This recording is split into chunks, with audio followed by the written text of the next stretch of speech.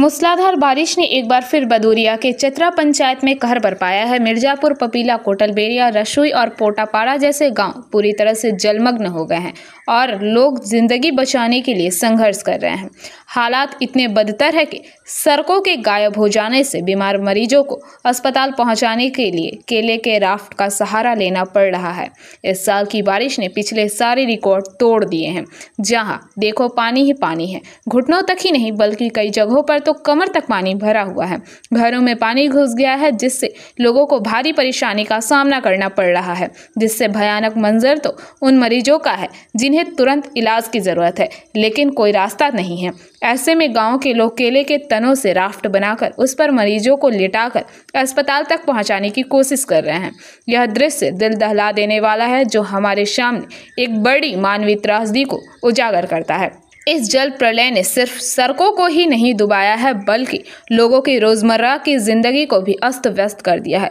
School तक जाने के रास्ते बंद हो गए, जिससे बच्चों की पढ़ाई पर बुरा असर पड़ रहा है। कई माता पिता अपने बच्चों को कंधों पर उठाकर स्कूल पहुंचाने की कोशिश कर रहे हैं, जो बेहद खतरनाक है। खेतों में लगी फसलें पूरी तरह से बर्बाद हो गई है। किसानों की मेहनत और साल भर की कमाई एक झटके में पानी में बह गई है।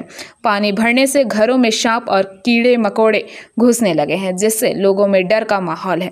गांव वालों का आरोप है कि इस समस्या के लिए प्रशासन की अनदेखी जिम्मेदार है।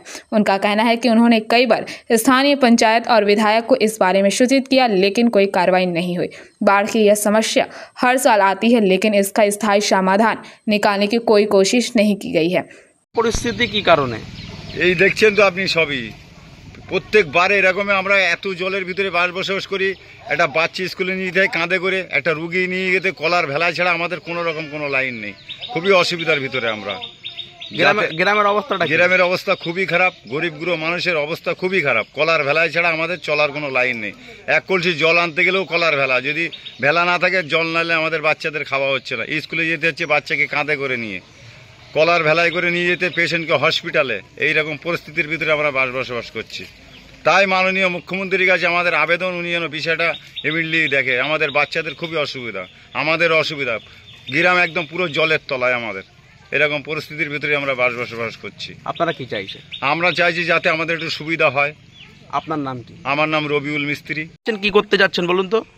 এই মানুষটা জ্বর, সর্দি, কাশি এবং আজকে খুব শ্বাসকষ্ট হচ্ছে বলে আমরা এনাকে কলকাতা বা কোনো হসপিটালে নিয়ে যাওয়ার জন্য, গ্রামে এতটাই পানি যে আমরা এখানে কোনো গাড়ি ঢুকতে পারছি না বলে আমরা কলার ভেলায় করে এখন মেন রাস্তার উপরে যেখানে পানি নেই সেখানে নিয়ে যাওয়ার জন্য এইভাবে আমরা বেরিয়েছি। এই আমাদের কাছে রিপোর্ট আছে ওনার, এইসব কাগজপত্র নিয়ে আমরা কলকাতা হসপিটালের জন্য বেরিয়েছি। মানে আপনাদের এলাকায় কি সমস্যা হচ্ছে বলে এইরকম পরিস্থিতি? আমাদের এলাকাতে প্রতি বছর বৃষ্টির সময় প্রায় 5 থেকে 6 মাস এইভাবে পানির ভিতরে ডুবে থাকে এবং আমরা এইভাবে কেউ অসুস্থ হলে ভেলা ছাড়া আমাদের কোনো উপায় নেই, মানে রাস্তা বা বেরিয়ে যাওয়ার জন্য। আচ্ছা আচ্ছা, মানে আপনারা কোথায় যাচ্ছেন এখন? এখন আমরা এনাকে হসপিটালে নিয়ে যাওয়ার জন্য বেরিয়েছি। কলকাতায় কোনো বড় হসপিটালে না নিয়ে গেলে এখন খুব প্রচণ্ড শ্বাসকষ্ট হচ্ছে। এখন এই অবস্থাতে আমাদের যত তাড়াতাড়ি পারি আমরা একে হসপিটালে না নিয়ে গেলে হয়তো না অসুবিধা হয়ে যেতে পারে। আচ্ছা, আপনারা এই যে পরিস্থিতি কাউকে জানিয়েছিলেন? হ্যাঁ, আমরা এখানে লোকাল মেম্বার বা আমাদের যে এমএলএ সবাইকে এর আগেও আমরা অনেকবার। আচ্ছা, তার কোনো সুরাহা হয়নি? না, তার কোনো সুরাহা হয়নি। কি চাইছেন আপনারা? আমরা এই পরিস্থিতি যাতে প্রতি বছর না আর হয়, তার একটা যদি সুষ্ঠু পরিকল্পনা যদি এখানে হয়, আমরা আমাদের এই কষ্ট থেকে আমরা যদি রেহাই পাই সেটাই আমরা চাই। আপনার নাম কি? আমার নাম আনোয়ার मंडल। दूसरी ओर चतरा पंचायत के प्रधान असलम उद्दीन के सफाई देते हुए कहा कि यह समस्या इच्छामती, जमुना और पद्मा नदियों में गाद जमने और उनकी जल धारण क्षमता कम होने के कारण हुई है। उन्होंने बताया कि इच्छामती नदी के पुनरुद्धार का काम शुरू हो गया है और जल्द ही बाकी नदियों का भी पुनरुद्धार किया जाएगा। यह देखना बाकी है कि प्रशासन के ये वादे कब पूरे होते हैं और क्या गाँव के लोगों को इस जल प्रलय से मुक्ति मिलती है। लेकिन फिलहाल यह तस्वीरें हमें यह सोचने पर मजबूर करती है कि क्या हम वास्तव में अपने देश के हर नागरिक को एक सुरक्षित और बेहतर जीवन दे पा रहे हैं। দাদা, আপনার গ্রাম পঞ্চায়েতের সলুয়া এলাকায় দেখা যাচ্ছে এলাকায় ব্যাপক পরিমাণে জল জমে গেছে, তাদের জনজীবন একেবারে ব্যাহত। এলাকাবাসীরা স্কুলে যেতে পারছে না, এমনকি রোগী অসুস্থ হলে তাদের মূল ভরসা হচ্ছে কলার ভেলা। রোগী অসুস্থ হলে কলার ভেলায় করে তাকে ডাক্তারের কাছে নিয়ে যেতে হচ্ছে। এই ছবি দেখতে হচ্ছে আমাদের এই যুগেও। আপনি গ্রাম পঞ্চায়েতের প্রধান, আপনার এলাকায় এই ছবি দেখতে হচ্ছে, কি বলবেন?